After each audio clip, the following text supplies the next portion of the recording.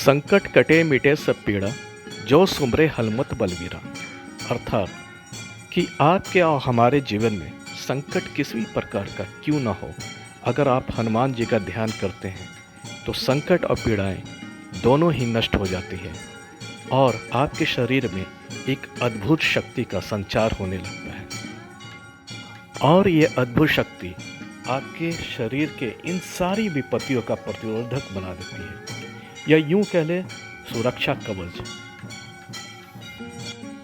पटना के महावीर मंदिर ये देश के गिने चुने मंदिरों में से एक है। यहाँ प्रतिदिन हजारों की संख्या में भक्तगण आते हैं, शीश नमन कर मनोकामना करते हैं। यह मंदिर पटना जंक्शन के ठीक सामने है। जैसे ही आप पटना जंक्शन से निकलते हैं तो साक्षात आपको विशाल महावीर मंदिर का दर्शन होता है। ये करीब 10,000 वर्ग फुट में फैली है और इसकी ऊंचाई 101 फीट है। वैसे तो इस मंदिर का इतिहास काफ़ी पुराना है। 1730 में स्वामी बालानंद के द्वारा इसे स्थापित किया गया था। सन 1900 ईस्वी तक यह मंदिर रामानंद संप्रदाय के देखरेख में रहा। उसके बाद गोसाई सन्यासियों के फिर जाकर 1948 में हाईकोर्ट के आदेश पर इसे सार्वजनिक घोषित कर दिया गया। 1983 से लेकर 1985 तक इस मंदिर का पूर्ण उत्थान आचार्य किशोर कुणाल के अथक प्रयास से हुआ। ये काफ़ी प्रशंसनीय है और उल्लेखनीय भी है। इस मंदिर की सबसे अच्छी बात यह है कि इसका मुख्य द्वार उत्तर दिशा की ओर है और इस मंदिर में सभी सनातन देवी देवताओं की मूर्तियां प्राण प्रतिष्ठित स्थापित हैं।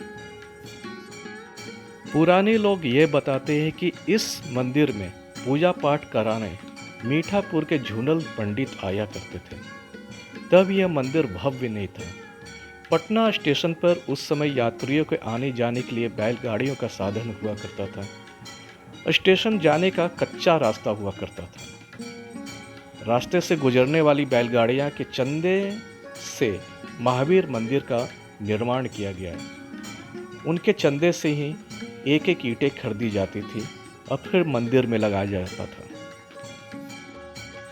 उस समय श्रद्धालु लोग बहुत ही धूमधाम से चैत की पूजा किया करते थे। चैत के गाने यानी कि चैतार गाया करते थे। रामनवमी शुरू होते ही उत्सव का माहौल हुआ करता था। पटना वासी यहाँ एकजुट हुआ करते थे और धूमधाम से इस त्यौहार को मनाया करते थे।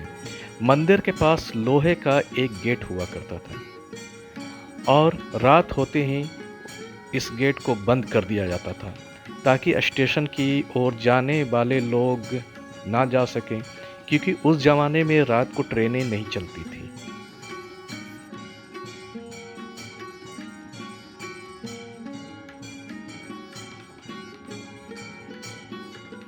इस मंदिर के फर्स्ट फ्लोर पर हनुमान जी का मूर्ति विराजमान है। सेकंड फ्लोर पे आप जाएंगे तो श्री रामचंद्र का, श्री कृष्ण भगवान का, माता रानी का और भगवान शंकर का प्रतिमा स्थापित है।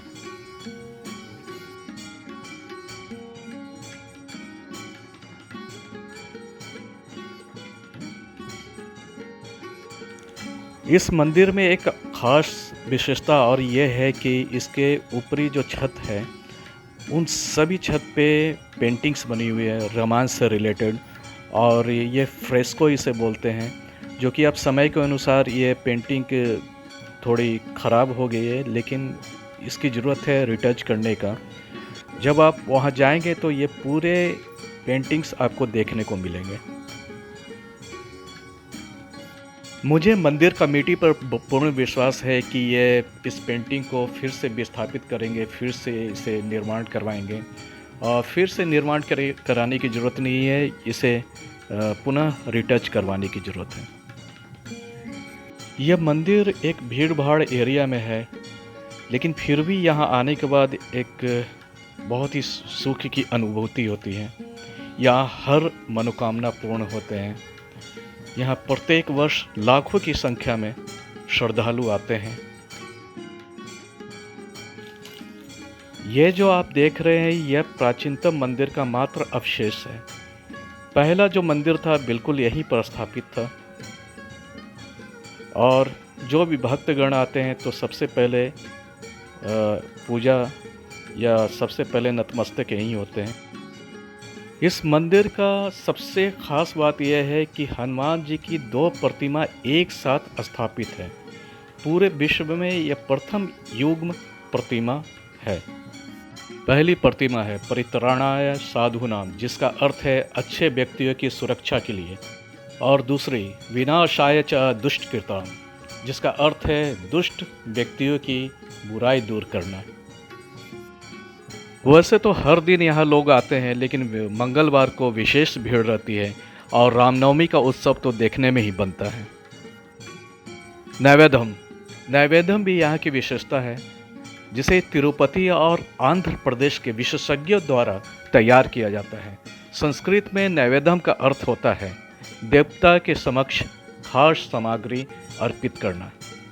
श्री रामचंद्र जी ने हनुमान जी को आशीर्वाद दिया था कि तुम कलयुग में साक्षात रहोगे और भक्तगणों को हमेशा रक्षा करते रहोगे।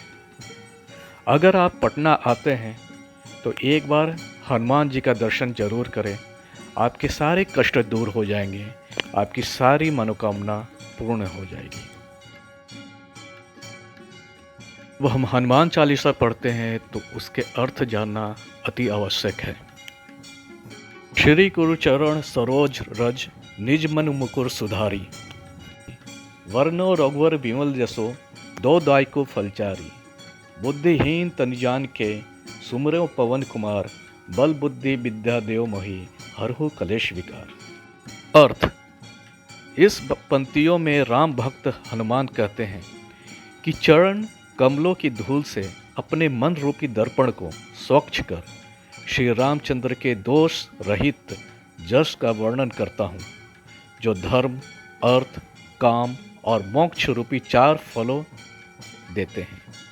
इस पाठ का स्मरण करते हुए, स्वयं को बुद्धिहीन जानते हुए, मैं पवन पुत्र श्री हनुमान जी का स्मरण करता हूँ, जो मुझे बल, बुद्धि और विद्या प्रदान करेंगे और मेरे मन के दुखों का नाश करेंगे। जय श्री राम।